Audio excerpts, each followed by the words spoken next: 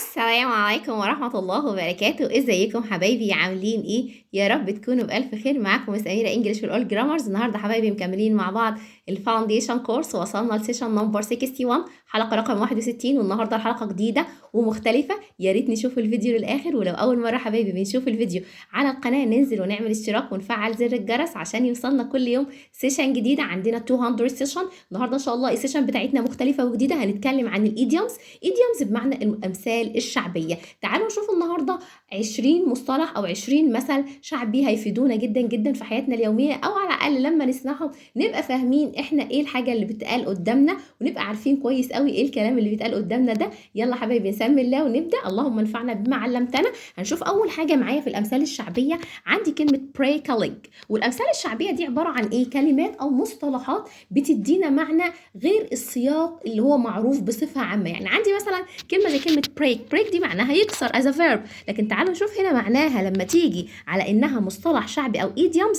break a leg معناها حظ سعيد. break a leg يبقى اول idioms معايا النهارده break a leg معناها حظ سعيد. break a leg. repeat after me. يا ريت حبايبي نكرر ورايا الامثله او الكلمات اللي بنسمعها عشان خاطر نقدر نستفيد من كل معلومه جديده في الفيديو معانا. ولو اول مره ننزل ونعمل اشتراك عشان عندنا 200 سيشن. اول مثال معايا او اول مثل شعبي في الايديومز عندي break a leg معناها حظ سعيد. يبقى لما اقول لحد حظ سعيد اقول له break a leg يعني حظ سعيد. طب تعالوا لما نشوف بقى لما نقول لحد في المشمش او انت بتحلم او الكلام ده مش هيحصل اصلا، هنقولها له ازاي بالانجلش؟ when pigs fly. when pigs fly. repeat after me. يا ريت نردد ورايا الكلمات والامثله دي عشان خاطر نعرف نستفيد منها كويس جدا. when pigs fly معناها في المشمش. يبقى لما اشوف حد مثلا مش هيقدر يحقق الحوار ده او مش هيحصل معاه اقول له لا ده انت بتحلم، ده في المشمش الكلام ده. when pigs fly. repeat after me. when pigs fly معناها في المشمش. تعالوا نشوف idioms number 3. through thick and thin. through والتي والاتش اخد بالي ان احنا بنطلع فيهم لساننا، الحرف ده بنطقه زي اذن sound، فبقول through thick and thin معناها في السراء والضراء. through thick and thin. through thick and thin يعني في السراء والضراء. طيب example number 4. المثال الشعبي اللي معايا نمرة 4. don't add salt to my wounds. don't add salt to my wants يعني ما تقلبش عليا المواجع. لو واحد مثلا بيضايقك وبيقول لك كلام انت مش حابب تسمعه فتقول له please don't add salt to my wants. ما تزودش عليا الهم او ما تقلبش عليا المواجع. don't add salt to my wants. don't add salt to my wants. example number 5. you have come at the right time. يعني انت جيت في الوقت المظبوط. لا معناها حماتك بتحبك. you have come at the right time يعني انت حماتك بتحبك. ده معنى الايديومز اللي عندي النهارده. you have come at the right time. you have come at the right time يعني انت حماتك بتحبك. example number 7. the spirit is willing but the flesh is weak. the spirit is willing but the flesh is weak معناها ان العين بصيرة والايد قصيرة. احنا نفسنا ونعمل الشيء ده بس احنا مش طايلينه. the spirit is willing but the flesh is weak العين بصيرة والايد قصيرة. تعالوا نشوف المثال اللي بعد كده. the sooner the better. the sooner the better يعني خير البر عاجله. خير البر عاجله يعني الموضوع نعمله بسرعة عشان ربنا سبحانه وتعالى طالما هنعمل حاجة خير يبقى نعملها بسرعة. the sooner the better. the sooner the better معناها خير البر عاجله. Number 9. the hole calls the thief. the hole calls the thief المثل ده رائع جدا. معناها ان المال السايب بيعلم السرقة. كلمة hole in general معناها فتحة. شوف بس هنا معناها في الايديومز هنا معايا بتقول ايه؟ the hole calls the thief. the hole calls the thief معناها المال السايب بيعلم السرقة. يا رب تكونوا استفدتوا من الأمثلة دي. Number 10. waste one's breach. waste one's breach يعني بينفخ في قربة مقطوعة، يعني بيعمل حاجة كده دون جدوى. اسمها ايه بقى؟ لما اقول اشوف واحد مثلا عمال يتكلم مع ناس والناس دول لا فاهمينه ولا سامعينه ولا عاملين له اي اعتبار، فاقول ايه؟ waste one's breach. waste one's breach يعني بينفخ في قربة مقطوعة. اخر مثال معايا في الجزئية دي.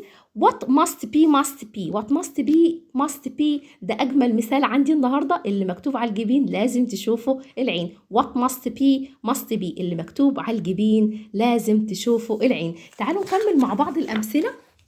كلمه well bred معناها ايه حبايبي؟ معناها ابن ناس او ابن اصول. well bred well bred.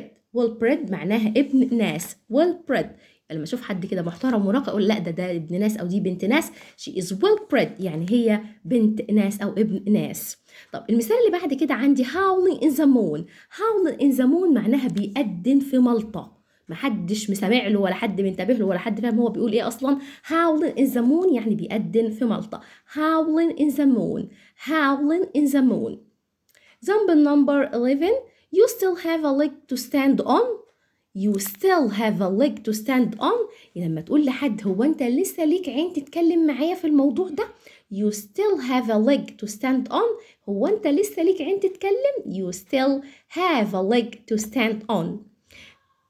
example number 14. it deserves me right. it deserves me right يعني أنا أستاهل كل اللي بيجرالي. it deserves me right. it deserves me right يعني أنا أستاهل كل اللي بيجرالي. I got you in the jam. I got you in the jam معناها حطيتك في ورطة. I got you in the jam معناها حطيتك في ورطة. I got you in the jam. I got you in the jam. أنا حطيتك في ورطة. لما أشوف واحد بقى مش فالح غير إن هو طول النهار نايم وطول الليل نايم أقول له you are a sleepy head. you are a sleepy head يعني أنت خم نوم. you are sleepy head.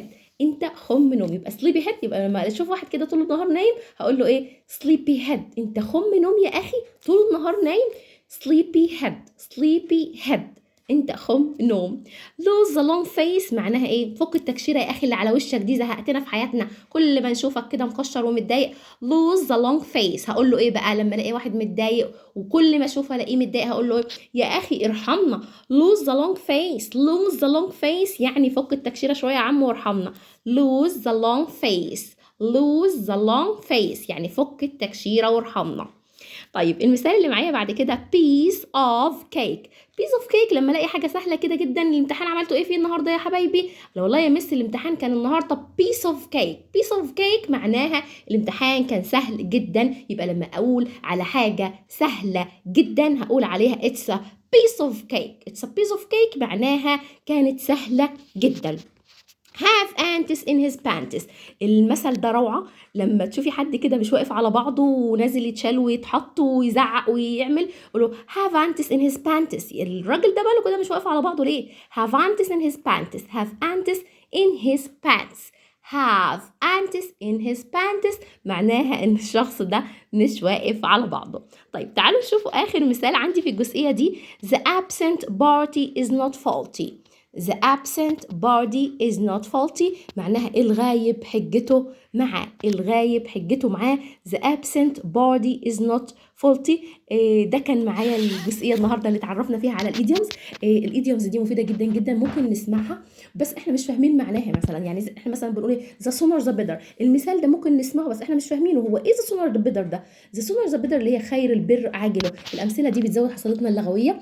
يا ريت لو سمعنا دلوقتي الفيديو اول حاجه ننزل نعمل اشتراك ونشوف الفيديو من الاول للاخر. وان جنرال اي فيديو بنعرضه على القناه نشوفه للاخر. ليه؟ لان في معلومه والله يا جماعه واحنا بنتعب عشان نقدم لكم المعلومه دي. وان شاء الله باذن الله انتظرونا في فيديوهات جديده. ويا ريت تكتبوا لنا تحت في الكومنت ايه رايكم في سلسله الايديومز. معانا ان شاء الله باذن الله سيشنز كتير عن الايديومز. يا رب تكونوا استفدتوا ان شاء الله باذن الله من الفيديو بتاعنا. واول مثال اخذناه النهارده بريكاليك يعني حظ سعيد. اتمنى لكم حظ سعيد وان شاء الله باذن الله كل يوم معانا سيشن جديده. وما ننساش حبايبي ان شاء الله باذن الله الاسبوع الجاي هيكون متوفر معانا المستوى الاول ليفل 1 في الجرامر في ليتس ليرن جرامر.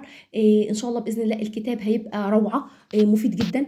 الكتاب شامل الجرامر هيخاطب اعمار من سن 4 سنين او 5 سنوات الى 15 و16 سنه. الناس اللي بتشوف معايا الفيديوز دي تستنى معايا قريب ان شاء الله بكره او بعده هنزل لكم فيديو شرح تفصيلي عن كتاب الجرامر اللي انا ان شاء الله نزلته وهيعجبكم جدا. والكتاب متاح معايا PDF.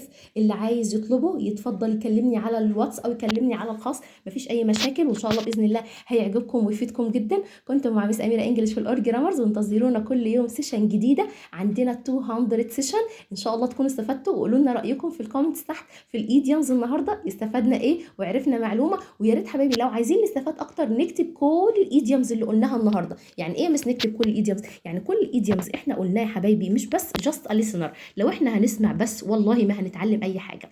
أمال نعمل إيه يا مس؟ نسمع ونكتب ونقول ونردد ونستخدم الأمثلة والكلمات دي في جمل في حياتنا اليومية عشان نقدر نستفيد بيها أكبر قدر من الاستفادة. كنت مع مس أميرة إنجلش في الأول جرامر. ثانك يو أند جود باي.